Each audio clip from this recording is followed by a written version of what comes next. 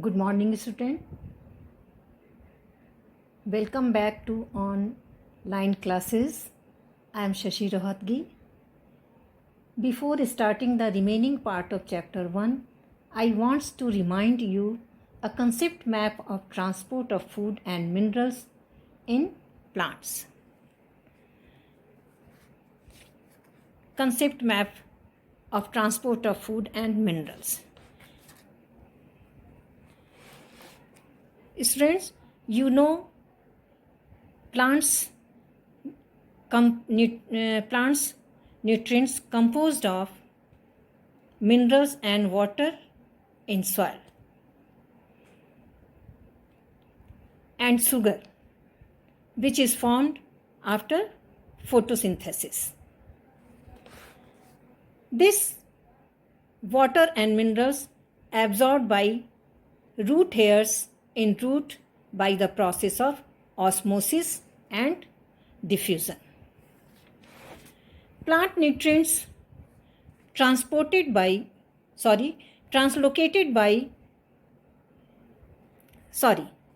plant nutrients conducted by xylem from root to aerial parts of the plants, and manufactured food which is formed after photosynthesis is translocated by phloem from leaves to the other parts of the plants, means upward and downward, both, all parts of the plants. Come to the points. Today we will start transpiration.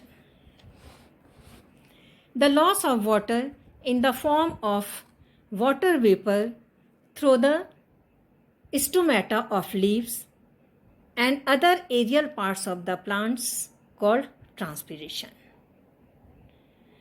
What happens in transpiration? Students, you know plants' root grow into the soil to absorb water. Some of the absorbed water is used by the plants in photosynthesis, and extra water is given off in the atmosphere as a water vapor through the stomata, which is present in lower epidermis of the leaves.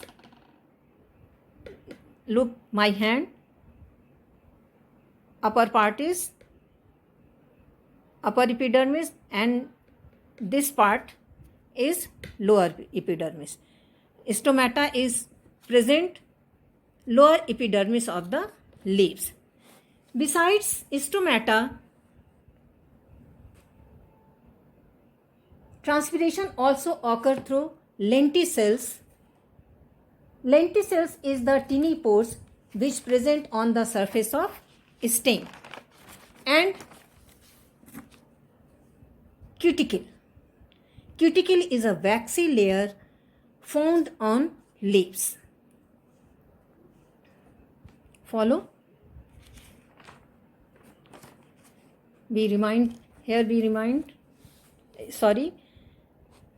Repeat again. Plants' root grow into the soil to absorb water. Some of the absorbed water is used by the plants in photosynthesis, and extra water is given off in the atmosphere as a water vapor through the stomata, which is present in the lower surface of the leaves. Besides the stomata, transpiration also occurs through lenticels. Lenticels is the tiny pores which present in surface of the stem, and cuticle. Cuticle is a waxy layer found on leaves.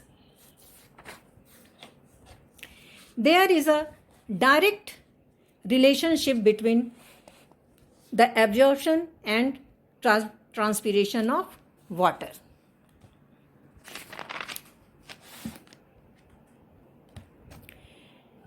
When water is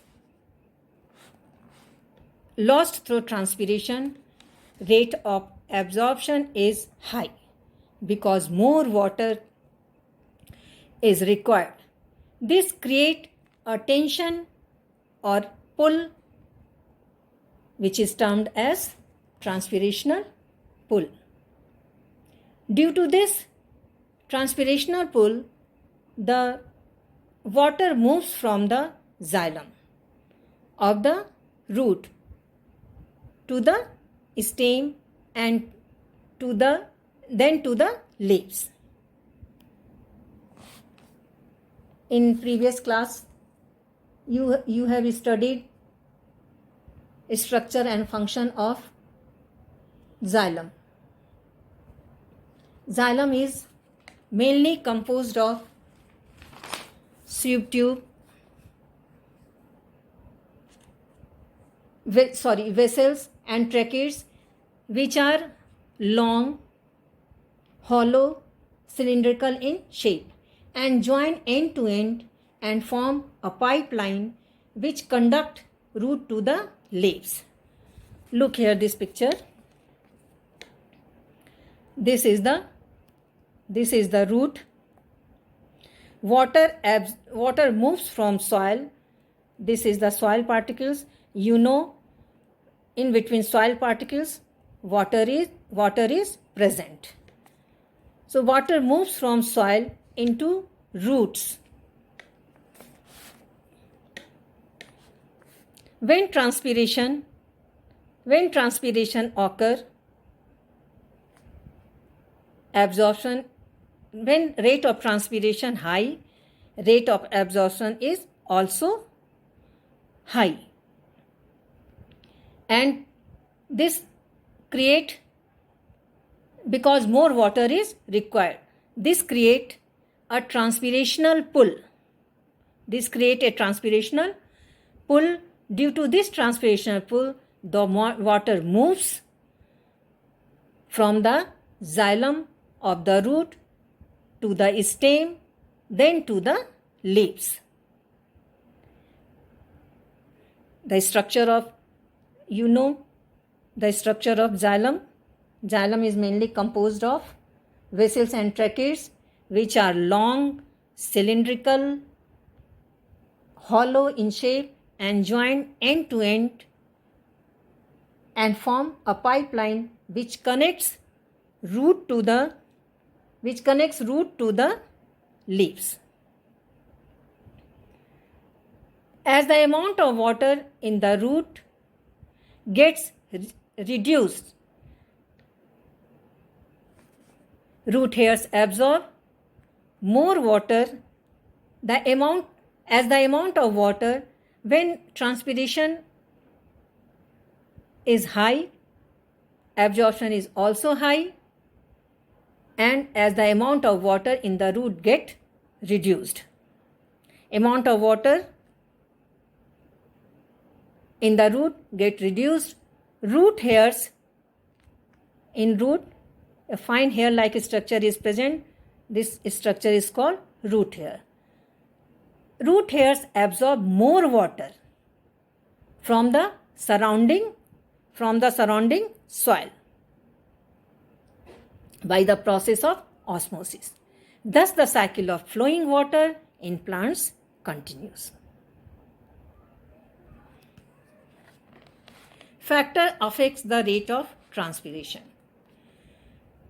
First, sunlight, temperature, wind, humidity, available soil in water is some factors that affects the rate of transpiration. Sunlight. The rate of transpiration is more during the day.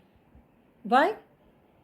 Because the stomata are open. stomata remain closed at night, so no transpiration takes place at night. So sunlight is one of the factor which affect the rate of transpiration. Second, temperature. The rate of transpiration is more on a hot day as compared as a cold day. Means in summer day rate of transpiration is high, and in winter day rate of transpiration is slow. So temperature is also affect the rate of transpiration. Third, wind. Wind is responsible for the increase and decrease of rate of transpiration. The rate of transpiration is more if the wind is blowing. This is because the water vapor is removed faster from the leaves. Fourth, humidity.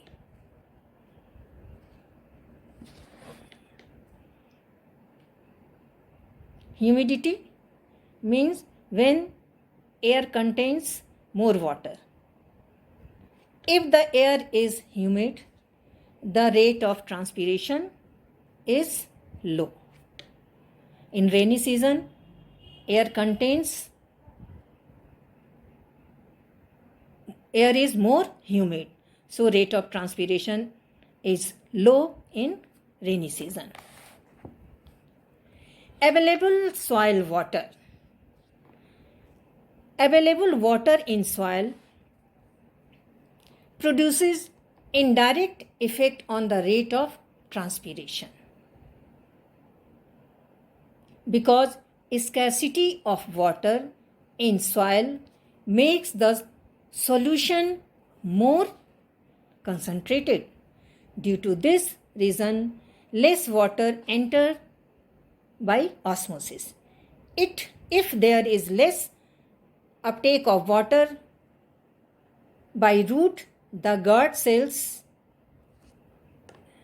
listen carefully, stomata is present lower surface of lower epidermis of the leaves.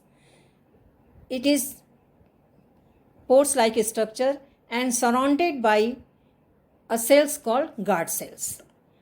So if there is less uptake of water by root, the guard cells become flaccid. Flaccid means shrink, closing the stomata, and rate of transpiration is decreased. If stomata closed, there is no rate of transpiration, so rate of transpiration is decreased. Importance of transpiration. First, cooling effect.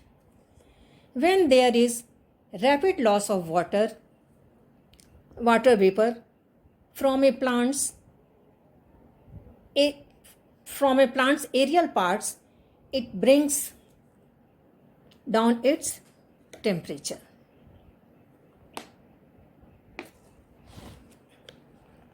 When plants lose more water in the form of water vapor, it lose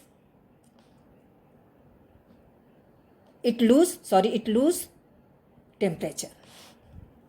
Intake of minerals. When rate of transpiration high, rate of absorption will be high from the soil. In this way, minerals ions move up along with water due to the transpirational pull.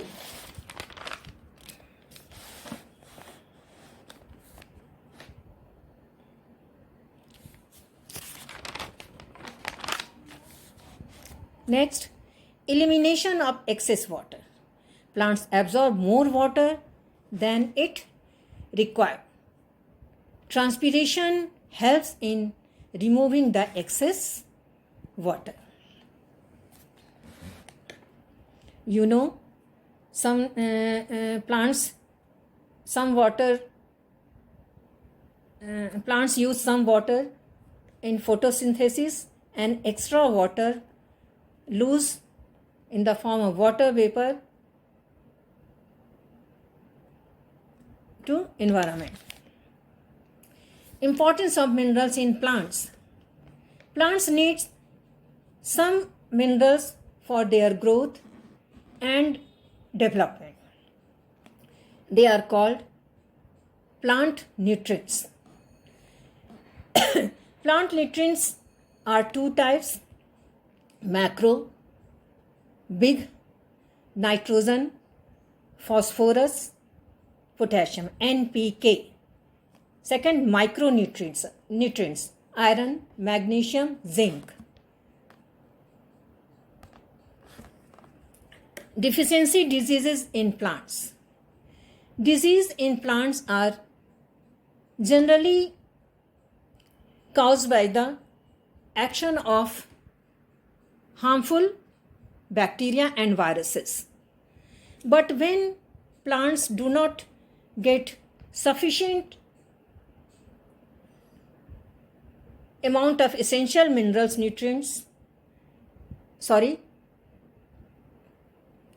repeat again. Disease in plants are generally caused by the action of harmful bacteria and fungi. But when plants do not get essential minerals, nutrients in sufficient quantities, they may suffer from deficiency diseases.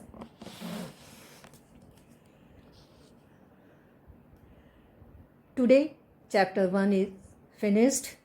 Some important plants nutrients, their functions, and deficiency diseases are given in your book. Read for more knowledge and learn these deficiency diseases. I will give homework on Teno. Thank you.